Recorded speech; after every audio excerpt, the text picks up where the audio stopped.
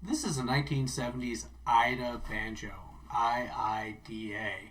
Quite frequently, you'll see these mislabeled online as either Lida with an L or Jida with a J. And that's a bit understandable because that first I there, the font's kind of ambiguous. What's more, it's infrequent for us to see two I's together, particularly at the beginning of a word.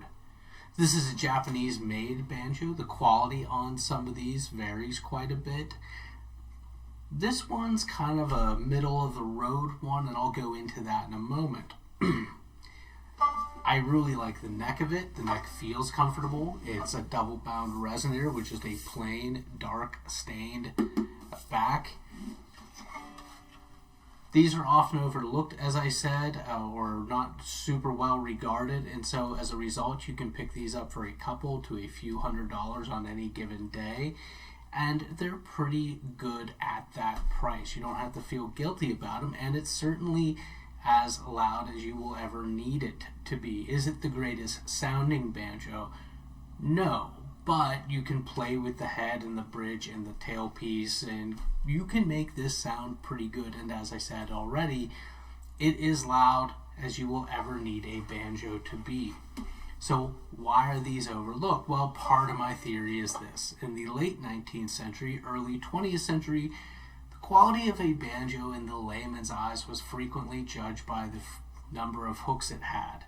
By the 1950s and 60s, the sheer weight of a resonator banjo in particular seems to be the factor by which a quality banjo was judged.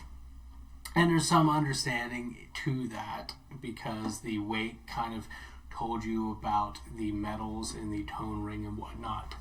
This, however, is a piece of aluminum, and the flange and the integrated archtop tone ring are all part of this one piece of aluminum, and that makes for an excessively light, especially for a 5-string resonator banjo, excessively light banjo.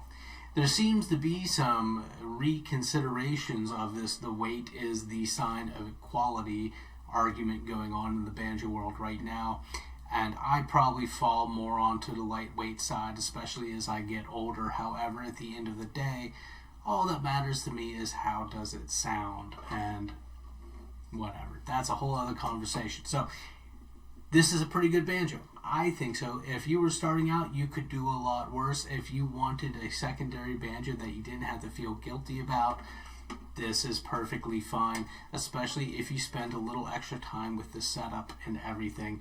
It looks good. I'm particularly fond of the oversized slotted diamonds inlaid there. They look classy. They don't look garish. Some weird things about this banjo. One, just personal thing. I hate these tail pieces.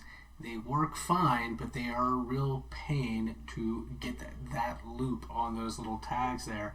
I would get rid of that. The quirks, though, are there's no double dot on these side markers for your 12th position. That can kind of mess with your head unless you're prepared and aware of that.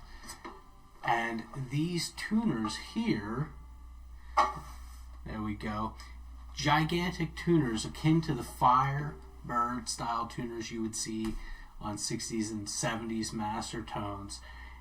And despite the sheer amount of real estate that these things take up, they are actually a 2-to-1 tuning ratio. It takes 2 turns of the tuner button to make 1 full rotation of the tuner itself. The kind of expected standard for a geared banjo tuner is a 4-to-1 tuning ratio.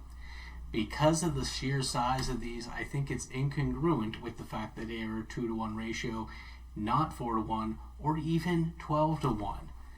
I personally like a 2-to-1. If you change your tunings as frequently as I do, it is nice to not have to sit spinning a tuner all day. That said, again, it's odd to me that these are so big and not have that.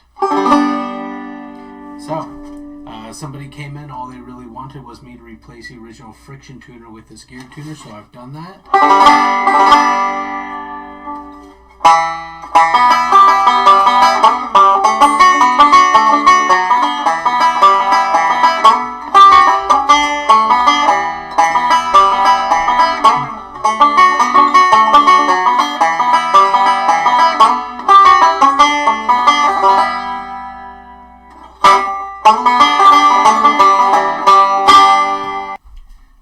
thing I like about archtop banjos is there's this little notch between the crest of the tone ring and the heel of the neck here.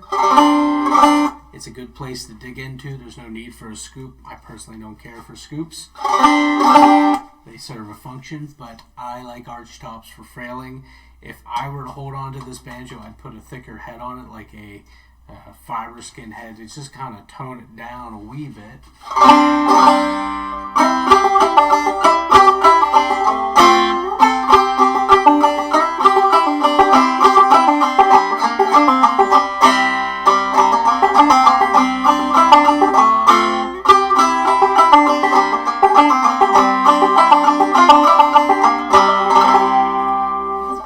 Yes, this is an Iida Banjo. So if you are interested in one of these and you're wondering about them, again, a good banjo, if you can get it for a few $100s or less, take some time to set it up properly, and you can have a lifetime's worth of music in this affordable, often overlooked banjo.